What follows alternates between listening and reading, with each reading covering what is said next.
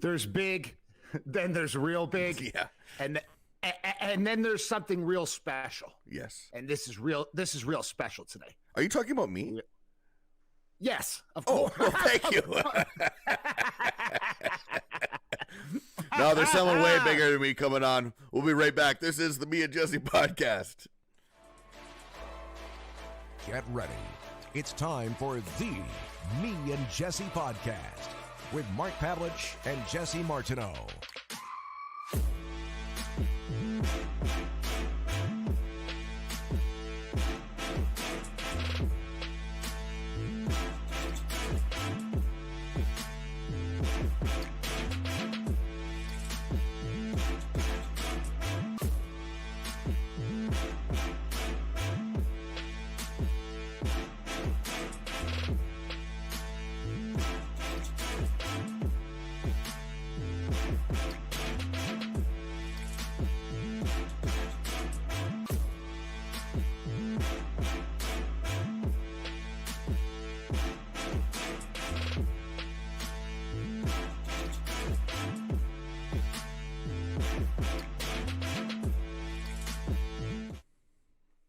Welcome back, everybody, to the Me and Jesse podcast. My name is Mark Pavelich, and in the Grove, the one and only, the big sexy, Mr. Jesse Martineau. Thanks for tuning in, everybody. This is the most exciting 60 minutes you'll spend on Facebook, YouTube, the whole entire internet this week. Don't even kid yourself. We have an amazing guest. My childhood hero. Now, believe it or not, Mark, I wasn't very big growing up. I was a little boy. I was a tiny little guy. I know people don't believe me. They don't believe that. But I grew a foot in 1 year. I grew a foot in 1 year. So I was the little guy. And so when I saw, and I believe it or not, everybody, I'm a Calgary Flames fan. So when I saw 1989, this guy that wasn't as big as everybody else, but he went out there and won the Stanley Cup in his rookie year. Crazy. And then watching him after, in my formative years, I relentless fell in love with Theo Fleury, and we have Theo Fleury on the show today, which is awesome. So I know a lot of people have been watching and waiting for this one to come because, hey, I can't wait for that Monday to show up because Theo Fleury is awesome. And everybody out there, even if you're an Oilers fan, like, yeah, you might have hated him when he played, but you respect Theo Fleury. And I think that's what we're going to discover today because he has an amazing story, obviously, which we will dive into a bit, but I think even bigger, we want to dive into some of the stuff that we might not hear as much about his career. Correct. So anyway, Mark, how you been? Fantastic. And I am excited. Listen, I grew up as a Detroit Red Wing fan, and I still am to this day. But there was something special about Theo Fleury, and I'm telling you, like, his relentlessness. That's what I was attracted to right away. Just how relentless he was, how he took no shit from nobody, and that was just something that I gravitated to. Even when I was watching him play, I was like, wow. There's just I was never a Calgary fan, but I was like a fan of him because I was like, this guy took nothing from nobody. He just he was relentless. He didn't take shit from nobody. He didn't care if the guy was 6'4" or 6 foot or 5'10". It didn't matter. It was on. It was on. He didn't play to his size. He played much above it because it didn't matter to him. Correct. And then that's what was the crazy thing. If you haven't heard, or if you haven't been, if you've lived under a rock for the last week, you're allowed to go to restaurants. Okay? Yeah, now. You can go. Hey. I went. I've gone. Because, hey, I need to get out of the house sometimes. So, of course, check out Boston Pizza, Windermere, and Hampton Market. Make sure you head in there. Sit down for the game. Watch the game. Order a pizza. Order a beer. Do all that stuff, and then as Mrs. P always says, the lasagna. The lasagna. Get the lasagna. Get the lasagna. Well, without further ado, we are welcoming to the Me and Jesse podcast, Theo Fleury. Well, there he is, Theo Fleury with us. Thanks for joining us all the way from Calgary, just a few hours south of us here. But, as I mentioned before, Theo Fleury was the guy that I followed throughout his career. I have all his cards. I went and bought his rookie card when I was 10 years old for, I think it was $8, which was a lot of money when you're 10 years old. But I saved it up, and I'm like, I'm buying this card. and I have the O-Pee-Chee one where you're just standing there. And I think the best one, though, is when you were jumping over the boards. It was an upper deck card, and you're like jumping over the boards or something. That was awesome. Was that an actual photo shoot they did with you? Yeah, that was a staged shot. That was, at Maple Leaf Gardens in Toronto. So, and they didn't do that with all the players. Why did they choose you to do that? I don't know.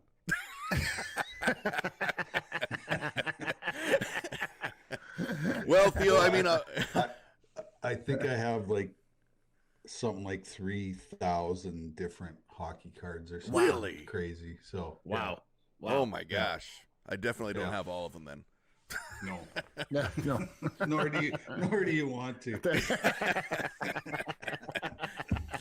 Well, obviously, Theo, like, I mean, now out of hockey, a lot of people know about the story of what you've gone through and where you're an author, you're a TV star, NHL player, Olympic gold medalist, all the amazing things. And today, you know, we want to talk about some of that stuff, but I also want to talk about a lot of the career and some of the awesome moments that maybe people don't know about. For example, a riot between Canada and Russia during a World Junior tournament and things like that, because I think a lot of people don't know that kind of stuff, which I find amazing as well. But Correct. Theo, I mean, first off, I mean, obviously the author and the stuff and this public speaking, how has it been with COVID? How have you been able to get your message out there during this time? Yeah, it's been a crazy time for sure. I work in the field of trauma, mental health, and addiction, and COVID-19 is the most traumatic thing that's happened since World War II. And so, when we've had more opioid deaths and more suicides than we've actually had COVID deaths, needless to say, I've been extremely busy. With people reaching out either through email or private messaging on social media. There's a lot of people out there that are struggling with, depression and anxiety and all those things. And so, I'm sort of that safe place for people to come and talk about whatever they need to talk about. And, but like I said, it's a crazy time. It's a crazy world that we live in. And, unfortunately, nobody's selling hope. They're only selling fear. And, this has been politicized to the maximum Of course. Yeah. amount. And, I'm in the business of healing people. I'm not in the business of, making people more fearful or whatever, but I'm very blessed and honored that that I get to do this work, and I would have never thought post career that my second career would be more important than my first career. So Wow. Oh, I agree, Theo. I see the work you do everywhere, from Twitter to Facebook, you name it. I see it everywhere, and I think that is a major problem right now in our country, that we don't talk about this enough. It's like people are kind of weirded out by it. It's like, we're going to talk about the coronavirus, but like you said, the deaths of people with suicide right now is that a record number. I just can't. It's a record number, and it's interesting because we're not dismissing COVID, but we do have to address that. We have no choice. We have to, as much as possible. As many people have to know about that, because people are amazed by that for some strange reason. They're kind of miffed. Like when you say that out loud, they're like, no, that can't be true, and it is true. Well, I it's just, and it's just like, child and human trafficking. Correct. Is the biggest business on the planet. That's right. It makes $70 billion more than the most successful company on the planet, which is Amazon. Yeah. Right. Yeah. And, for whatever reason, nobody wants to talk about it. Nobody wants to put an end to it. It's kind of out there. But, and not only that, but Canada is one of the biggest hotspots. That's right. It is. In the world. That's for child and human trafficking, So, and this is the space that I live in every day is dealing with, stigma, right? Mm-hmm. Yes. The stigma of, Yeah. creating a space for people to talk about their trauma, right? Everybody thinks, you just wake up one morning and you have mental illness. Yeah. No. Yeah. Or Yeah. one day you wake up and you have an addiction Yeah. issue. You know what I mean? And it all starts with trauma. Trauma is the string that binds us all together as human beings, and you know the universe or God, Allah, Buddha, Jehovah, whatever the hell you want to call the thing that you believe in, will continually put this lesson in front of us until we figure it out. And that's how I see Corona right now. Is here's another traumatic event, and it affects the whole of humanity, and we need to talk about this stuff, because if we don't talk about it, then mental illness comes into play. And how do we deal with that mental illness, which is emotional pain? And emotional pain, you can't see it. Right. Correct. And how we see it is through addictive behavior. Mm-hmm. And the addictive behavior suppresses the emotional pain and suffering, right? And so, we seem to have this whole thing backwards, and but let's face it, Big Pharma owns mental health. They own it. They own it, and they've been dishing out synthetic brain chemistry for almost a century now. And part of the reason why we're in this place is people think that they can take a magic pill and everything's going to go away. Well, I'm here to tell you that I've tried all the magic pills and they don't work.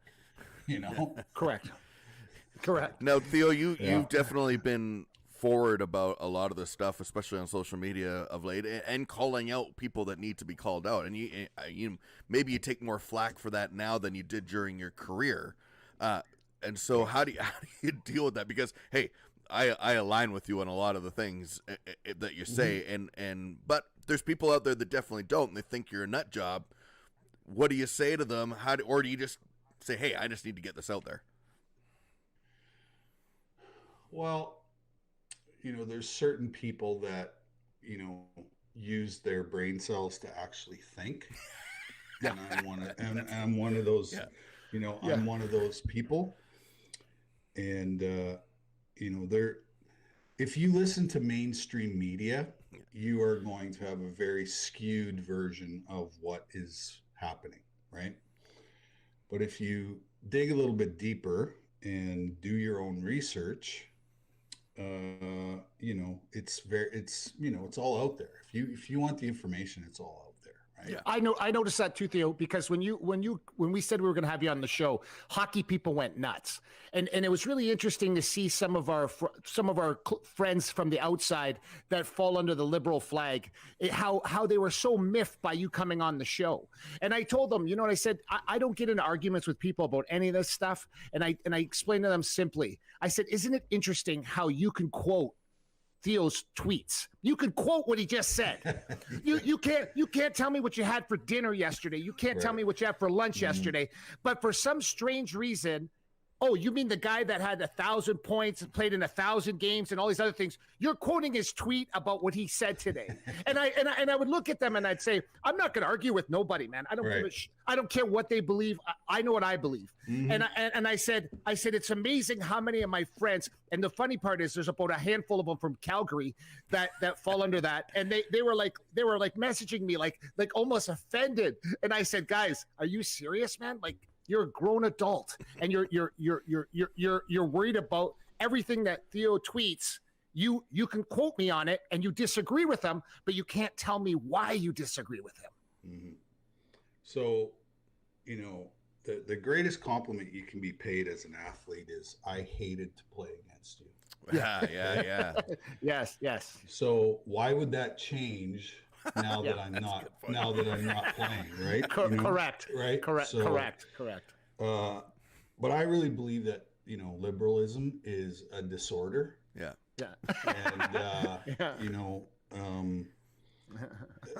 the reason why we're in this state is because, the conservative voice is being quickly dismissed. Yeah. And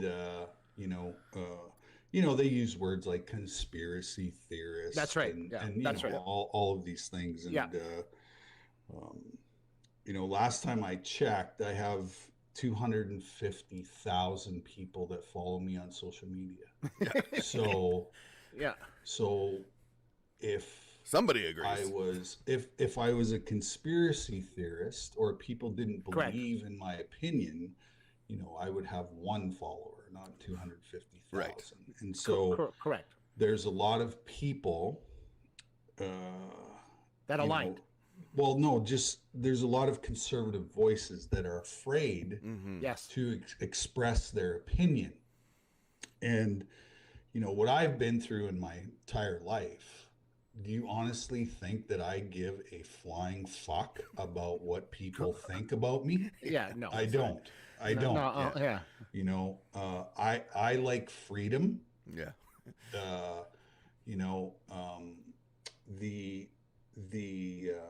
The ideology which they are trying to instill has been tried 24 times Yes. in the history of our planet. And guess what? It has failed every single time. You know why? Because these people end up eating themselves.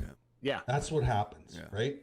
Or they run out of other people's money. Yeah. Yeah. And we're sitting at a debt of over $1 trillion. So Correct. we're already on that path, Correct. right? We're already on that path. Yep. And 100 million people have died Yes. because of that ideology. Yeah. So tell me what I'm saying is like so out there Yeah. when there's actually, I have facts that actually back up what You're saying. Yeah. what I'm saying. Yeah. But when it comes to the left, they think the government's going to save them. Yeah. Right. Well, that's never happened. Never happened in the history of the world. Yes. It's always been the people. You know what I mean? You know what I mean? And so, I grew up on the prairies, okay? And I saw people get up at 6 o'clock in the morning and work till 10 o'clock at night. And Yeah, guess right. what? They were all successful people. Yeah. They were all successful people. That's They had right. nice houses. They drove nice cars, all this stuff. And right now, there's no work. That's right. Yeah. There's no work. And as Western Canadians, what do we love to do?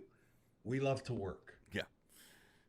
That's true. That's part of our DNA. We just want to work, provide for our families, maybe go on a vacation once a year.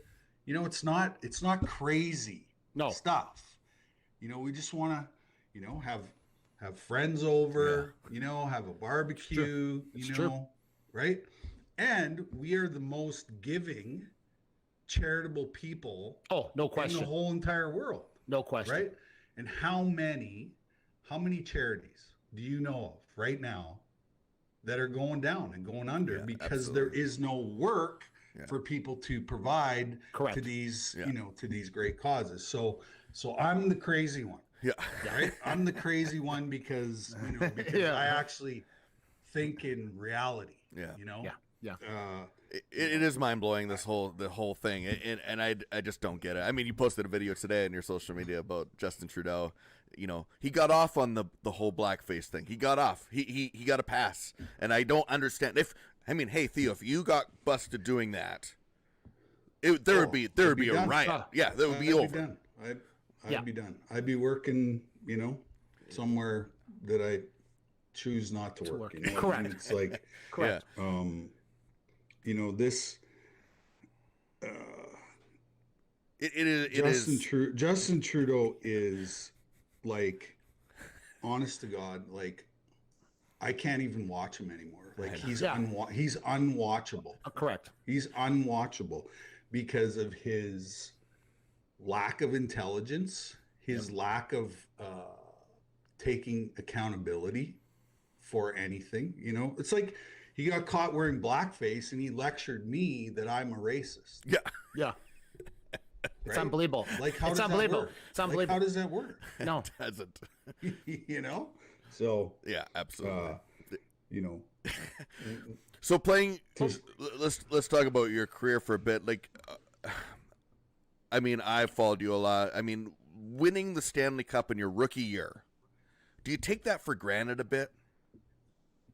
yeah, definitely. You sure do. At you know, at the beginning, You just know, think I you're going to first go and there? Foremost, no, I think first and foremost, you dream about playing in the NHL, Right. Yeah. and then once you get there, then obviously you dream about, you know, winning Stanley Cups, and you know, this happened for me in like a 6-month period, right? Wow. I was playing Crazy.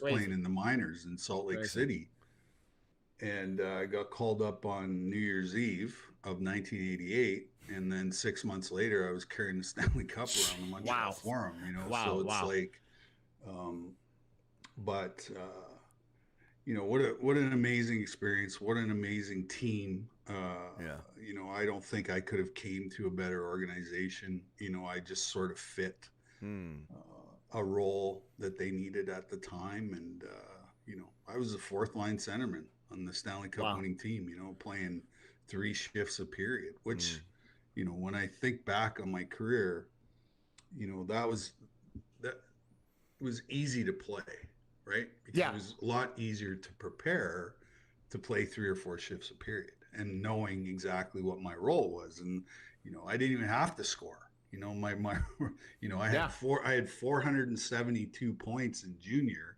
and Crazy. I come to Calgary and I'm a fourth line centerman. So, you know, the expectations were, you know, to fill a role of being a spark plug, providing energy, providing That's right. momentum, drawing penalties. You know, it was an easy role. And then as I got older, you know, that role changed. And when it changed, there was a lot more pressure, there was a lot more expectations, and you know, that's not an easy place to be on a, you know, on a daily basis. It's you know, to be a superstar, everybody thinks, you know, it's glitz and glamour. Well, no, when the game's tied 2-2 and there's 5 minutes left in the game, the coach ain't looking at the fourth line centerman to go win him the game. He's looking right at you, right? And you know, you're the highest paid guy in the team, and so you know, that's your job, and that's what's expected. And how did you deal with that? Well, I loved it, right? That's why we play the game. Yeah. Right? That's why we do what we do. That's why we practice for 10,000 hours. Yeah. Is, you know, we want to be, you know, when the game's tied and the puck is on your stick, that's what you want. Like, you want to be in those situations, you know. And so, but unfortunately, we should have won maybe 1 or 2 more Stanley Cups with the team that we had, but we just couldn't get out of the first round of the playoffs. It was unbelievable. And, you know, that's what I always say to people. The first round is the hardest one to win. It is. And even if you look at our Stanley Cup run, you know, we finished 40 points ahead of the Vancouver Canucks. Yeah. So Crazy. they took us to game 7. Yeah. In overtime, and if Vernie doesn't make 3 unbelievable saves, you're done. We're not talking about a Stanley Cup. Yeah. Right. So, you know, there's a fine line to, you know, winning, there really is. You know? Theo, do you think that that's missing now in the NHL? That fourth line on the teams, that's what you actually do need, is that beautiful fourth line that can go in there and take care of business, because you don't see that as much now in the NHL. It's almost down to 3 lines, you know, like on teams. Yeah, well, you know, the game is, you know, really changed a lot. It has. Right? Yeah. It has changed a lot. But, you know, what I loved is I was playing against the other team's shitty fourth line. Yeah. Right. So circles around. You know, and you know, it takes 16 wins to win a Stanley Cup. Yeah. That's right. And I was playing with Tim Hunter, and Brian McClelland and sometimes Yuri Herdina. And in those in that run to the Stanley Cup, we contributed 6 game-winning goals out of the 16. Wow. Out of the 6, because we were playing against the other team's shitty fourth line. Right? That's right. So you know, depth is huge. You know, I just watched last night. The Flames played the Jets, and you know they have Scheifele, Adam Lowry, the new kid from Columbus, Dubois, and Stastny. Like that's a pretty, you know, that ain't bad. group of centermen. And in the NHL, you know, centermen are hard to find, right? They're hard to find. And, you know, you look at the Oilers, what's their problem? If you stop Draisaitl and McDavid, you probably have a 95% chance of beating the Oilers, right? Because they don't have third and fourth line depth. Because, you know, you're paying Draisaitl and McDavid $20 million a year. Correct. Right? So nothing left. Yeah. So there's and no goalie. You know, there's not a, and you know they've done a horrible job of drafting. You know, right. And I love it. Well, I'm still a huge Flames fan, so I get flamed a lot being in Edmonton on the show. But the Flames are in the same situation. We haven't done well this year. You know, they're very inconsistent. You know, one night they'll look like the Stanley Cup champions, and then the next night they look like the Ottawa Senators. And so, it's true. You know, because the game is younger and younger and younger, you know, these guys aren't mature enough yet to be able to figure out, you know, what it takes to win. You know, and you look at the Tampa Bay Lightning, who have a really great core of veteran guys who, you know, the coach isn't running the dressing room. It's Steven Stamkos pulling the Braden Point aside and say, you know what, you might have had a lot of success in junior, but this is the way that we play in order to have success. And, you know, I can't imagine being a coach now where you got to kiss their asses to get them to them to play. It's a different world. Like that didn't happen. No, that didn't happen. Like you were sitting in the press box. Wow. With no explanation. Wow. You know, like if you weren't playing well or you weren't playing within the team system, you know, you're either parked on the end of the bench or you're sitting in the press box. Wow. And so, you know, do you think that Tortorella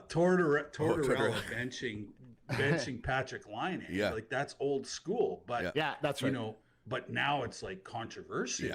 It's news. It's news. Because Patrick Laine doesn't want to play, you know, whatever it is, 15 minutes a night. He doesn't want to play hard, and so, you know, you're just going to let him do what he wants. No, you know, that's why I think the Jets actually got off pretty good. People were mad about that trade, but I'm like, hey, you know what? I think Dubois is going to play for you guys versus Laine. So talk about the young part. I think we had Marty Turco on the show a number of weeks ago, and he went the NCAA route through the states and stuff. Do you think maybe that's because, you know, football does it, basketball somewhat does it? Do you think maybe it would be better if NHL kind of did the NCAA route? You have to be 22 to play, start in the league. That route versus the 18-year-old? I don't know. It's hard to say, you know. I don't know. I think those guys are more mature, definitely, you know, and they come in more ready to play because they practice more, right? Yes. The NCAA guys practice more, right? Like Goudreau, for example, got to do that. Yeah. When you practice more, you know, I think what it does is it allows you to work more on your game. Whereas, you know, you play junior hockey, you're playing 3 or 4 times a week, and you're not getting that practice time that, you know, that the college guys get. And, you know, they're older when they come out of college. So, you know, the older you get. But, you know, what's interesting is, you know, I sort of run in the neuroscience spectrum mental health and all that. And what's interesting is, the male brain isn't fully developed till we're like 27, 28 years old, right? And so, you have all of these kids who are coming in at 18, 19, 20 years old. Like, they don't have a brain. Yeah. Like, their brain doesn't work properly. And so, we're heaping all this pressure on them and putting them on pedestals and all that. Right. And, they're just not, from giving them $4 million, $4 million and saying, hey, do you know how to spend this? Like, exactly. No clue. I don't know if you know this, Theo, but Mark comes from hockey royalty. His dad is Matt Pavelich. He's the first NHL referee to be in the Hall of Fame, and his uncle Marty is the last surviving member of the Detroit 50s Stanley Cup teams. Right. But Mark, it's crazy because I was up all night because when I do study for the show, I called my father, 86-year-old, my father, yesterday night, and I said, Dad, tell me why Theo's not in the Hockey Hall of Fame. And my father is in the Hockey Hall of Fame. Yeah. And he said, first time ever, Theo, I'm not even kidding. My dad is a hockey, like when people use the word guru, I want to give him a slap. Yeah. My dad, anything you want to know about hockey, he has the answer. Okay. I call him late night in Windsor, Ontario. I said, Dad, why the hell is Theo Fleury not? I must have missed something. Why is he not in the Hockey Hall of Fame? My father says, for the first time, 86 years old, I don't know, Mark. Really? He says, Mark, I don't know, Mark. And I said, Dad, do you understand how disturbing that is for me? And he said, yeah. He says, yeah, because and then he goes and tells me your stats like this. Like he was probably playing full tilt poker, and I stopped and I stopped him, and he said, "Oh, that's right. He had 100 points. He had 100 points twice. He was a hockey all-star X amount of times. He won the Stanley Cup, and not once he mentioned any off-ice stuff, right? And I said, is there not a moratorium on the listen? All three of us faced addiction on this show. All three of us have faced anxiety. All three of us. We all have that in common. Yeah. There has to be an expiration, okay, on dumb shit that we did back in the day, right? Yes. Like, and that's what I believe, right? Yeah. And listen, I'm big about forgiveness. I'm big about faith. Jesse and I both. Yeah. But my dad said, Mark, I think you got a case here. And I said, he goes, but it scared my dad because when I start on something, I can't stop, right? And I said, what's funny? I said, I never liked Calgary. I'm a Detroit Red Wing for life. Yeah, so because my Uncle Marty, who's still alive at 93 years old, living in Big Sky, Montana, me and him talk on we talk on a weekly basis, and he said the same thing. And he said, because my Uncle Marty was on the board of the Hockey Hall of Fame back in the day. Right. And he said he had to leave because of how certain, he didn't want to say out loud, but how some people were in, and then people like yourself were not in. Right. And that was confusing to him. Have you ever got that answer? Well, yeah. Sorry about the long-winded thing, but we have to get to. I always say if I have to defend the reason why I should be in the Hockey Hall of Fame, then maybe I shouldn't be in there. Correct. You know what I mean? I agree. But I always have one argument, and so there was 4 best on best tournaments in the 90s. Mm-hmm. Okay, so the 91 Canada Cup. That's right. 96 World Cup of Hockey, 98 Olympics in Nagano, and the 2002 Olympic Games. And for a decade, I was on all 4 of those teams. Yes. So for a decade, that's right, I was considered one of the 23 best hockey players in all of Canada. Correct. Mic drop. Right? I know. Yeah. Absolutely. So, but it's funny as our podcast keeps getting bigger and bigger and bigger, right? I jump on these causes because I'm like, people want to talk about like listen, I donating money to charity. We have our own charities. We have all these things. I don't want to get into that, but these sports things that disturb me. Yeah, I can't sleep because of them. Because when I have people on our show and then I start to read certain statistics and I look at statistics and I'm like, oh shit. I didn't know that. And what I didn't know was I didn't know your all-star like the amount of times that you made the All-Star team. And Right. that was what kind of was like clicked out to me. Okay, the 100 points, the 104 points, all that, okay, great. But it was the All-Star thing that kind of makes sense. That's where people don't understand. That usually defines a Hockey Hall of Famer right there. Like how many and you qualify on all areas, right? And then I got people telling me, well, it's the aftermath and it's all this stuff. And I'm like, please stop, guys. So my abuse happened in the game of hockey. Yeah. Correct. So I'm being punished for Makes no sense. for being abused in the Makes sport, no sense. in the sport. Yeah. So it's like correct. You know what I mean? Yeah, So absolutely. like, I think it's like, that political part of it, and it Yeah. is absolutely ridiculous. Every time and I love seeing the sport. Every time the Hall of Fame things come out, everyone's like, Theo needs to be in now. Also, your number needs to be retired in Calgary too, and that's on them. They really should have done that 10 years ago, but it should happen as well, because The new clock starts today. The new clock starts today. Listen, that new arena better have a 14 hanging in the listen, rafters. listen, the new clock starts today, and we'll make sure that it starts today, because as you have a very large social media following, for some strange reason, so do we. And That's good. That's good. That means you're doing something right. And I want to make sure moving forward that, like, it's just something really weird. I was researching, and I called my old man, and he said, "Nah, I don't know, Mark. I don't." And he gets to wear his fancy little jacket every year. There's another great stat out there. So there's 15 guys that averaged a point a game in the regular season and a point a game in the playoffs. That's right. And 14 of them are in the NHL Hockey Hall of Fame. Correct. And the one guy that isn't is the guy you're talking to right now. So. I remember. I loved your intensity so much because I'm a big guy now, but I wasn't when I grew up, and so I remember, and it was unfortunate when Bure scored that freaking goal in Game 7. I lived on Vancouver Island, so next day I come to school and everyone's on me because they know, and I got in a fight because you actually said on the press, I think it was a press conference or an interview after, saying, I'll go outside and fight any one of you guys that don't think we tried hard tonight. And I went in there and I had to fight. I had to fight for your honor. There's very few of you guys around, that's for sure. But, tell me about Mark. This is another thing that kept me going.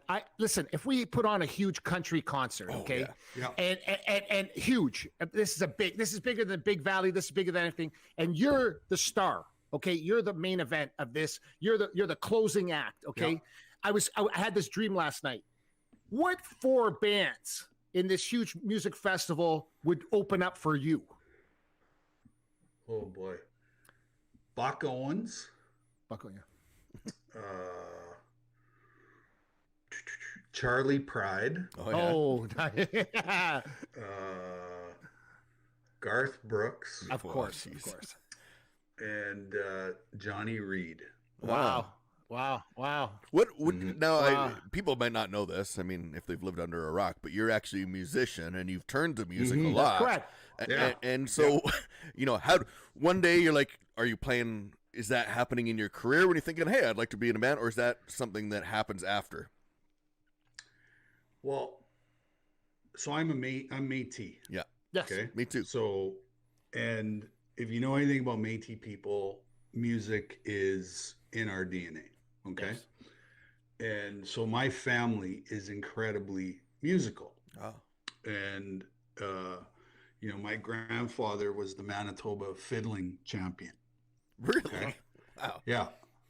And so my fondest memories as a child are sitting beside my grandfather, listening to him play the fiddle. My dad was a, guitar player, and my uncle was a guitar player. My cousin finished in the top 10 of Canadian Idol one year. And so, I grew up around Very music. cool. And I always had a karaoke machine in my houses all the time because I just loved to sing and whatever. And so after I finished writing the book, I was like, geez, if I can write a book, you know, I think I could probably write some songs. And so I had a friend in the music business, and our dads used to play music together before we were even born. They grew up in this little French town in Manitoba called Saint Lazare. Hmm. And so I called him up and I said, listen, I said, I want to stroke something off my bucket list. Would you write a song with me? He says, yeah, absolutely. So I went to Winnipeg and spent a week with him, and we wrote this song called As the Story Goes, which is sort of a theme song to my life. Correct. And he sends it back to me, all finished, mastered, and everything. And I'm listening to it. I'm like, fuck, this is pretty good, you know? So I call him and I say, what do you think of the song? He's like, yeah, it's a great song. I said, well, do you want to keep writing? And he said, yeah. So I kept going back to Winnipeg and writing more and more and more. And then I had a friend here in Calgary who I used to drink and party with and do a lot of drugs with. And the whole time we were partying together, I didn't even know he was a musician. And so, Yeah. so we both get sober, and he comes to my house one night. We sit in my basement and we write the title song for the album in 45 minutes. Wow.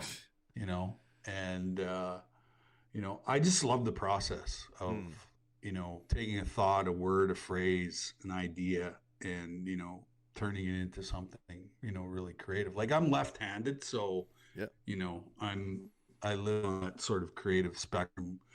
And, but, you know, and we've tried to exhaust every avenue to get this story out, because, you know, in my experience, you know, when I first went out on the book tour, like, it was guys in their 40s, 50s, 60s, and 70s and That were there. 80s Yeah.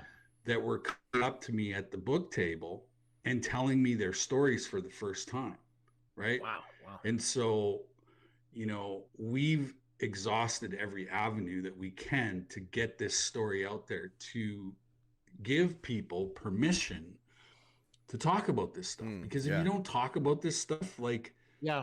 you know, I know how much wreckage I caused, you Correct. know, in my drinking and drugging days with relationships. And so, you know, I have a tremendous amount of compassion for these men who come up to me at speaking engagements or whatever, and I'm the first guy that they're telling their story to, and that's the sad part about all of this is why can't this be normal conversation? Exactly. Because it happens. Like, it's. And can you imagine too, Theo? They're bearing their soul in a bookstore with you for the first time. I know. I mean, crazy. that's bizarre. Not somewhere like where no one's around. I mean, that's their only opportunity, and they know that you're a safe person to bring it to. Yeah. So they go, okay, this is it, man. I'm going to do it now in the middle of a bookstore. You know, can you imagine at 60 years old or 70 years old doing that? Like, wow. Well, and sometimes the only words they can get out is "me too." That's it. Right. Yeah. Right. Yeah. That's all they can do. That's right. Right. You know? And, definitely. You know, and you know, there's people that think that girls are the only ones that have this experience. Yeah. And in my research and me being in the subject for 15 years, I believe that it's equal. There's just as many I agree. little boys No question. that are affected, you know, as girls, not, you know, diminishing Right. the female part. But, Correct. But, you know, The reality is, and it happened this to me is too. a worldwide, it's true. Yeah, like, this is a worldwide epidemic. Yes. Like, it you know, when I first went out on the book tour, I had no idea what the hell I was getting myself into. And I quickly realized, holy cow, like, this is bigger than me. This is bigger than anything that I've ever come across. And so to be that sort of safe person for people has been truly, you know, incredible. And I always say, you know, I would trade my World Junior, my Stanley Cup, my Olympic gold medal to save somebody's life. And, you know, I've had multiple opportunities to, you know, to do that over the last 15 years. And, you know, So when people talk about, why aren't you in the Hockey Hall of Fame? I don't really care, because what I'm doing now, like I said, is the most important work that I'll ever do, the rest of my life. It is, and it's absolutely incredible. And obviously, Mark and I, we did this show actually 3 years before we even switched to sports, and we talked about exactly what you're talking about, because it is something that is so close to us, and we really agree that this is something that needs to be talked about even more and more, because it just isn't. But it's the same thing, Jesse. When we did the show, though, don't forget, it was the first time both of us said anything out loud in our whole entire life. That's right. I was 50 years old at the time, and my friends are like, when we said it out loud for the first time, I said, no one knew about our addiction. No one knew about anxiety. No one knew about nothing. At 50 years old, first time on our show, I said, people were like, I said, yeah, I had addiction problems. And people were like, Mark, what are you kidding me? And I go, yeah, well, just name it. And they're like, what do you mean name it? I go, name it. All of the list. You don't. Yeah. It would be easier to tell you what I wasn't addicted to when I was younger. And people were like miffed. They were like they couldn't believe that I said it out loud. And I was like, I used to laugh all the time because I said anxiety. Oh my God, the definition of anxiety that I have.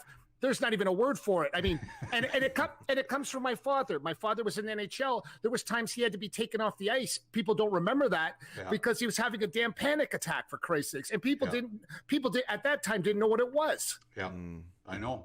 Yeah. I know when my, when my mental health issues started and really were a significant part of my life, where it was in New York. Yeah. Right. And that was what, 20 some years ago. Nobody was talking about mental illness 20 years ago even, right? Yeah. And so, here I am dealing with, I don't even know what the fuck's going on. Right. Yeah. And so what happens, they put me on big pharma, right? And then 5 years later, I have a fucking loaded pistol in my mouth ready to blow my brains out. Yeah. Correct. Right. So, but people don't, they're like, you're a superstar in the NHL. Yeah, well, I put my pants on one leg at a time, just like everybody else. Yeah. It's, everybody thinks that being a professional athlete is glamorous. It's not. Yeah. The only thing that's glamorous is the paycheck. That's it. Correct. Right? Exactly. The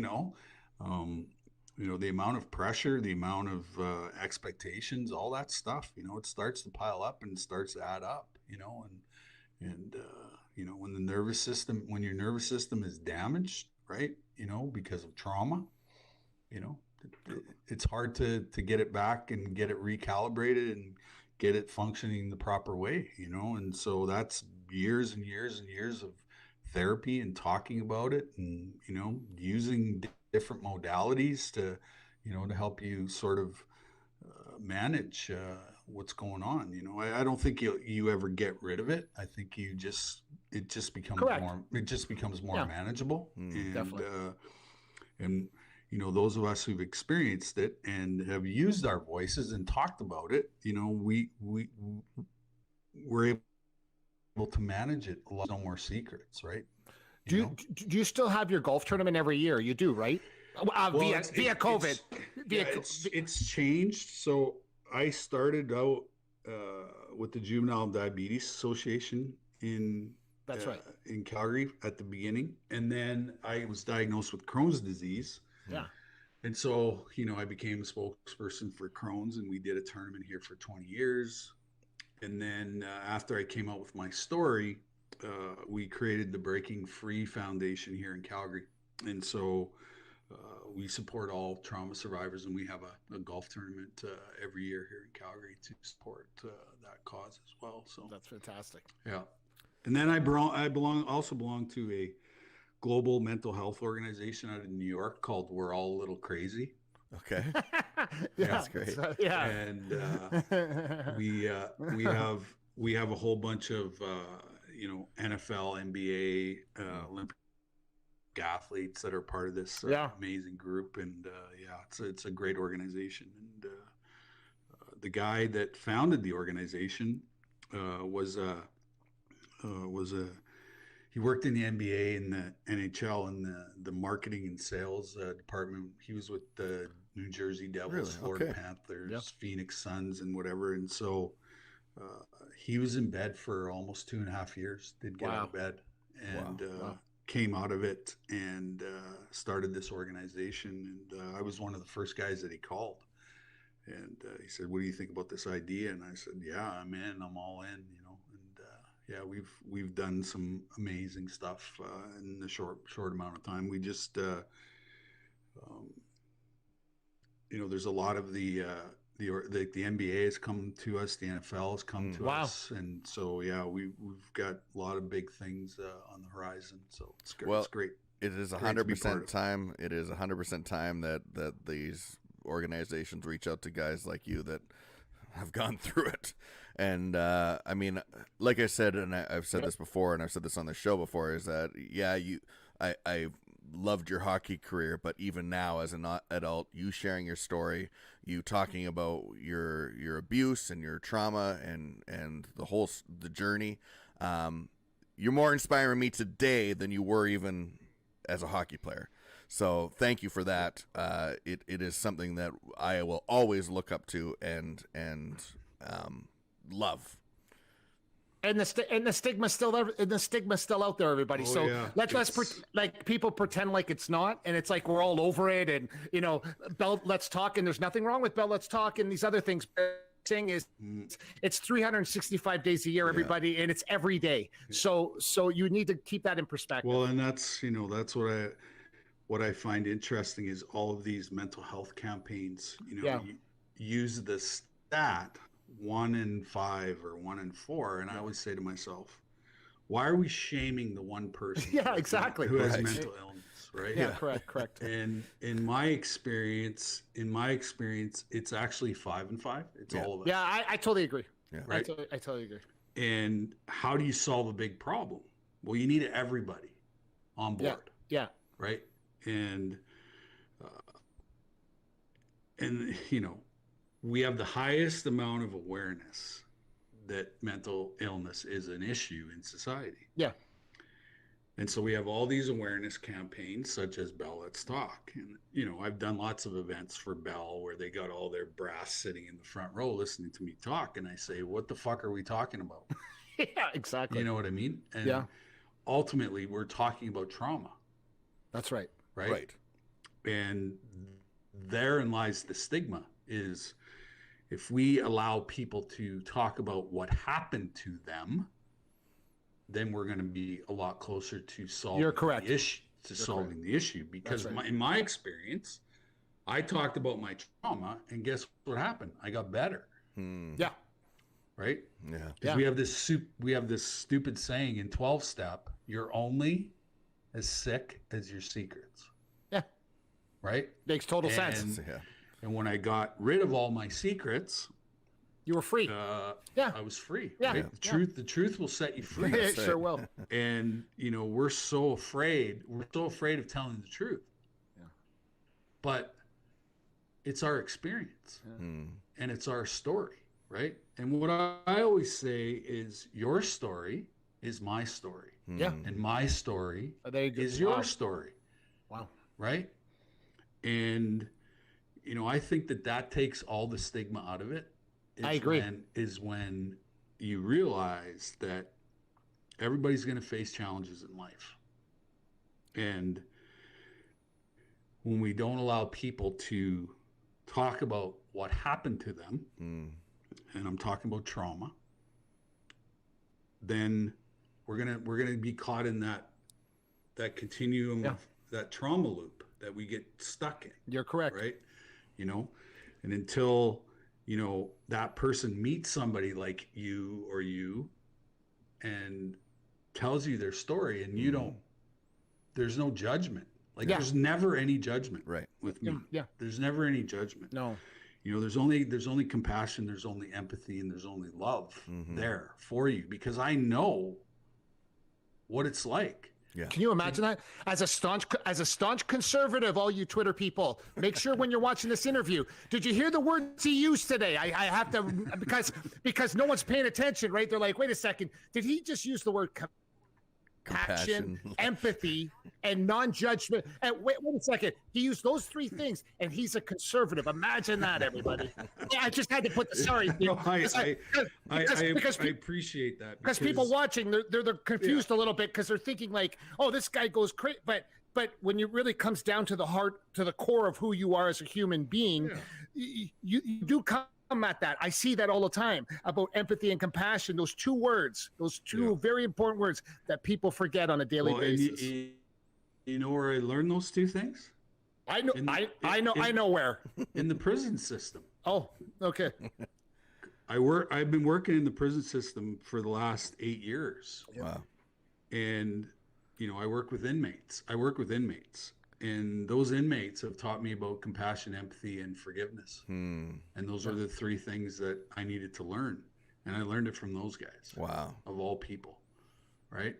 That's incredible. And so when I go into a coaching situation, my attitude is always, I want to learn more from the person that I'm working with than I can teach them. Yeah. Yeah. And 9 times out of 10, because I'm staring into a mirror, right? Yeah. Every time. When I meet somebody, I'm staring into a mirror. I'm looking at myself, either my past self or my present self, or who I want to be in the future, right? And so I've always felt completely misunderstood, until today. No, yeah. And you know what?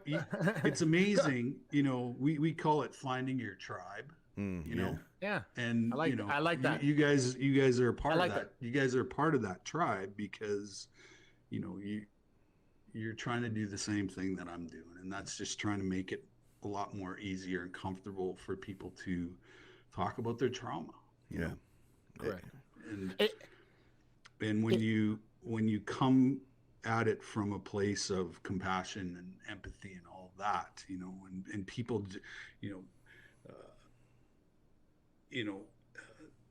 the thing about me is I can step into many different roles and many different, situations. And I would say, before you judge me, meet me in person. Yeah, exactly.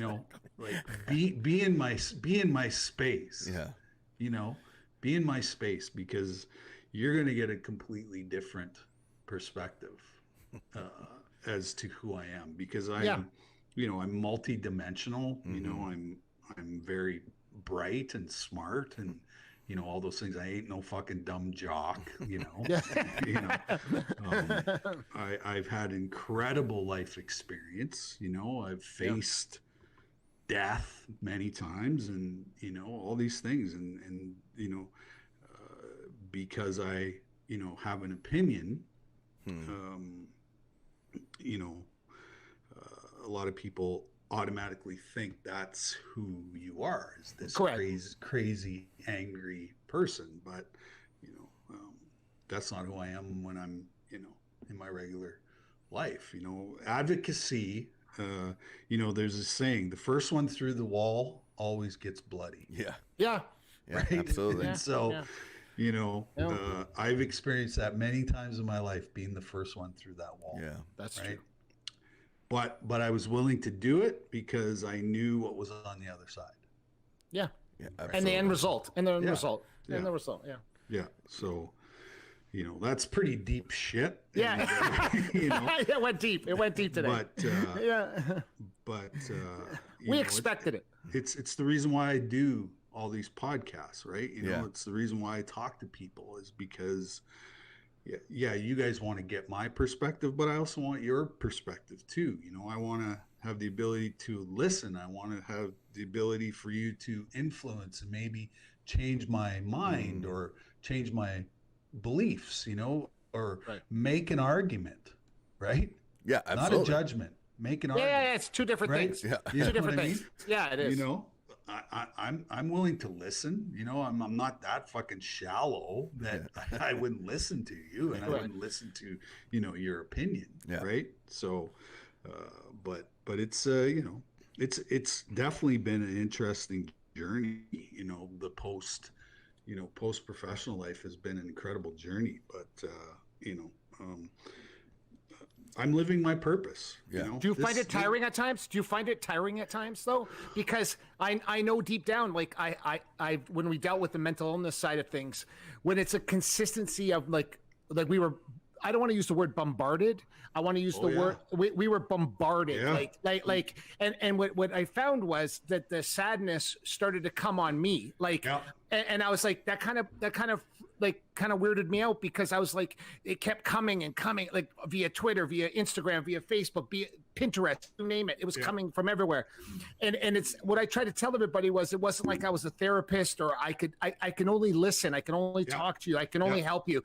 But I also came, like Michael Landsberg, I was on his show many times. Mm-hmm. And when I was on Michael Landsberg's show on Off the Record back in the day, which I'm sure you were many times, one day he comes up to me in the back room and he says, Mark, how are you? And I was like, yeah, I'm good. And I was wondering why he was asking me that, right? But he's seen how I was, like he's seen that I was a little bit like to the side, and I get a little sketchy, and I didn't take anything. And then he came up to me and he said, "Are you okay?" And I said, "Yeah," but he knew then, like I'm talking way back then, that I suffer from mass anxiety, and then him and I started talking about that, but he was the very first human being that ever came up to me and said that out loud. And I was like, how do you know? Like, but we just know. We all know. Yes. Yeah, we just know. We all know. Like we have this aura around us that, that shows the true, of who we are. But, the greatest motivator for change is pain, right? Yeah. Forces you to move. And unfortunately, with emotional pain, you can't see it. Yeah. Right. But there are a bunch of us out there now who've gone through the experience, come out on the other side. We can see it. Why? Because we're the healers. Mm-hmm. We're the healers on the planet. Yeah. Mm-hmm. Those of us who've experienced it, come out on the other side, we're the healers. And, if you suffer from mental health challenges, guess what? You're in the majority. You're not in the minority. Yeah, that's really good. That's been my experience. Yeah. That's been my research. Yeah. Is you're in the majority. Yeah. And the only way out is how? Through relationship. Yeah. Yeah. Right? The relationship I have with myself first. And if I have a great relationship with myself, guess what? How do you think all my other relationships are going to be? Correct. The same. Yeah, absolutely. The same. But if I hate myself, don't like myself, don't love myself, don't care about myself, who do you think I'm going to attract? Yeah. The same kind of people. Yeah, absolutely. The same. Right? Yeah.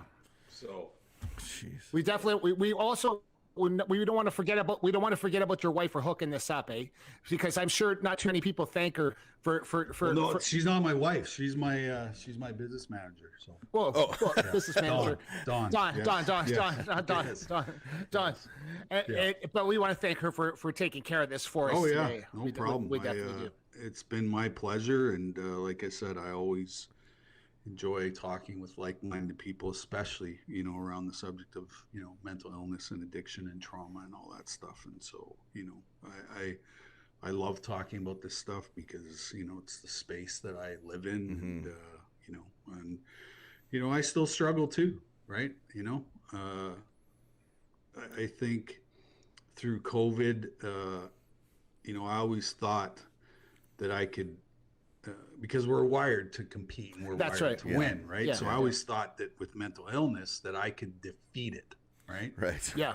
And what COVID's really taught me is just to accept it. And since I've accepted, that I do have a mental illness, things have gotten a lot better and a lot more manageable, and I'm able to sit in the uncomfortability of anxiety. I'm able to sit in the uncomfortability of depression and just realize that, this is my life and this is the way it's going to be. And I'm not dying. I'm not,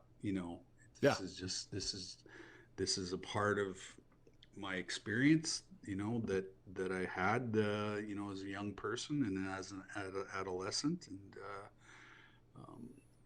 And when you're real with people, and you talk about your struggles, even though people would look at me as a guy who's probably cured or healed, I'm not. Yeah, you never are. I think it's a continuum of healing for the rest of your life, and what you're trying to do is live in the present as much as possible. And that's very Buddhist, but you know what I mean? I think that falls into a lot of categories. A lot of categories. Sure. It does. Sure. Well, Theo, thank you so much for spending the time with us and joining us today. And I know so many people out there are benefiting from your continuing career and impact on the world. Well, I appreciate the opportunity always, and you guys keep up the good work, and keep helping people, because that's how you heal. We have this saying, helping is healing, right? And the Absolutely. more people you help, the more you heal. The more you heal yourself, because we have these things in our brain called neurons. Yeah, that's right. In your eyes, I see myself as. So. Ain't that the truth? Ain't that the truth? Ain't that the truth, eh? No That's kidding. True. Yeah. Well, have a great rest of your week, and thank you so much Theo. for joining us. Okay, guys. Bye. Take care. Thank you. Cheers. Bye. Well, everybody, that was Theo Fleury. Theo Fleury. I mean, hey, we knew that, though. We knew that. We listen. It's funny. Before we started the show, we said, we know that everybody takes him down a certain path. Mm-hmm. We know that everybody goes down a certain road with him all the time. And what's crazy is like, you know how he is, but this is his life. This is his journey for the rest of his life now. Like, this is what he's going to do. So he's going to be that, like, he wants to deal with mental health, and he wants to deal with Crohn's disease, and he's all these things. And that's what he's going to do. So it's great to talk about, should he be in the Hockey Hall of Fame? Yes, Theo Fleury should be in the Hockey Hall of Fame, everybody. There's no question. Yeah. Hockey Hall of Fame, wake up. Wake up. My father's in the Hockey Hall of Fame. His number needs to be retired, and the Flames, I can't believe it's not retired. That's on the Flames. No, but that's on the Flames that need to do that. So these are the things. Listen, I don't care anymore. I don't care. That's what people don't understand.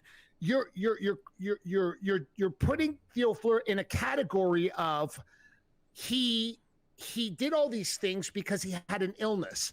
These things happened to him along the way. So you're now taxing him for that all these years later. Hockey Hall of Fame, who my father's in the Hockey Hall of Fame. Shame on you, shame on you, shame on you, shame on you, because that was to himself. So moving forward, like, there has to be a time, and it's going to be a very good time when you do put Theo in the Hockey Hall of Fame where he belongs. And like he said, I agree with Theo, because he's at the point now where he says, well, if I get there, I get there. If I don't, I don't. Like most athletes, because you know why? Because when you look at his statistics, he should be should be upset. Like, not upset to himself. Yeah. He should be offended that he's not in the Hockey Hall of Fame. End of story. Yeah. That's a fact.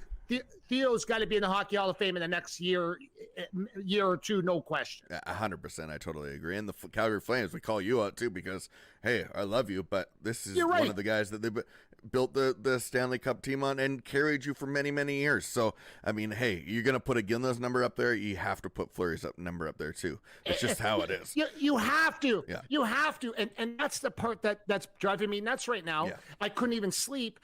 It was driving me nuts that why hasn't the Calgary Flames retired his number? Like yesterday. Yeah, yesterday. It's crazy. I don't understand you know what, it is. Yeah. It is. It's absolutely nuts. And it was great to have him on the show today. And it was funny because before the show, we went through all our notes. Yeah. We have all these cute, funny questions, all these things. But sorry, everybody, because that's listen, I'm apologizing for the fact that we are a sports show, but you knew with Theo on the show that was going to happen, because that's his long life quest now after hockey. Did you see what he said on the show? He said it's more important for him now, what he's done, than being on World Junior teams, winning a Stanley Cup. All those championships. He would trade it all. Can you imagine what that is? And for all you people out there that always say, hey, he's this, he's that, he's this, he's that. How many times during the interview he used the word compassion, empathy, those type of things? Yeah, like, absolutely. This is what I'm talking. And I don't. And let's get you people correct. Yeah. I'm saying is the haters. The liberal side of the haters, that's who I'm talking about. Yeah. So let's get that very clear, Absolutely, everybody. You know, absolutely. it's like you're denying someone of that ability to be in the Hockey Hall of Fame is a tragedy. Absolutely. Oh man. Jeez. Yeah, Well, hey, yeah, but yeah. I mean, sorry about the video stuff there. People's screens were cutting out there. That's part of having 5 children and them wanting to all watch Netflix at the same time. But I'll be sure to let them know that isn't acceptable next time. But fortunately, we could hear everybody all the time, which was great. But you know, if you haven't heard and if you don't know that, right above me is a little graphic there. You could head over to Boston Pizza maybe tonight. Catch the game. Yes. Over at Hampton Market, Windermere. Locations, and they're awesome places to go. Watch the game. 2 different locations. Maybe you live near Windermere. And Terry Olsen. And Terry's a great guy. And don't forget, Terry, the owner's always a great guy. So he's always there. So reach out to him. Say hello. Say hi from Me us. and Jesse podcast. One day we'll have definitely. I mean, it's so cool. One day we'll actually be able to have a live show there. So, I mean, hey, COVID, let's hope that this changes. I mean, again, like you think about all the stuff going on and getting together and having people together, being able to see your friends and that kind of stuff. I mean, that's a big help for mental health. Yes. Yes. I mean, hey, it's something that we all need. We're all interactive. Even if you think that, you know, I'm a introvert and I don't need anybody. Well, no, you do need somebody sometimes. So remember that. Yeah, you part do. Too. You do.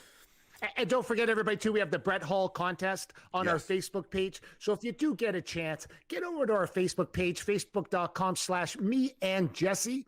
And the contest is on there for a framed and autographed Detroit Red Wings Brett Hall jersey. It's pretty cool. Who's in the good. Who's in the hockey? Yeah. Who's in the Hockey Hall of Fame? Yeah. Who's won many Stanley Cups? Yes. You know. Yeah. So it's a great jersey. The contest is on. Go play today. It doesn't cost anything. So go to our Facebook page and get in the contest. So. And if you're, you know, watching this on Facebook or YouTube, thanks for doing that. Make sure you hit the like, subscribe, or share button. It just helps us. And you know, we don't charge people to watch the show, obviously. All we ask is that you leave a comment because we love that. We love hearing what you think, and we like putting the comments on the screen and stuff while it's going on. Hey, it's way better when you have, it's more the merrier. That's what I was trying to say. More the merrier. What do you think? Know what's on a show next week? Who is? You know what's on a show next week? Who's on the show next week, Mark? Twinkle Toes. Frank Trigg's on the show next week. If you Twinkle Toes. If you don't know who Frank Trigg is, I mean, for the 4 people that don't know, you know, he is another UFC Hall of Famer, referee, and stuntman, does some cool stuff, and we're really excited to talk to him. I mean, I think it's going to be, it's always great. It's always great. Everybody that watches the show knows it's going to be a great guest because we don't just get, you know, some guy that we have to like talk to for 5 minutes and ask 1,000 questions to. It's someone that actually has some about sort character. of. It's about character, and that's what this is. It is sets about this character. one apart. So make sure you tune in next week for Frank Trigg. Thank you so much once again for Theo joining us this week. Share this all over the place. Make sure you get this out because his message is also extra important too. Because Mark and I really, really, really believe in that, obviously. But correct. Sitting over here, over that way, is Mark Pavelich. You can find him on all social media at Mark Pavelich. I'm Jesse Martineau. You can find Jesse Martineau. Same kind of thing. Until next time, This has been the most exciting 60 minutes you spent, plus 60 minutes. We're over 60 minutes that you spent on Facebook or YouTube or the entire internet this week. Don't forget it. Join us next time when we have Frank Trigg. Until then, this has been the Me and Jesse podcast. Thanks for watching the Me and Jesse podcast. Follow us at facebook.com/meandjesse.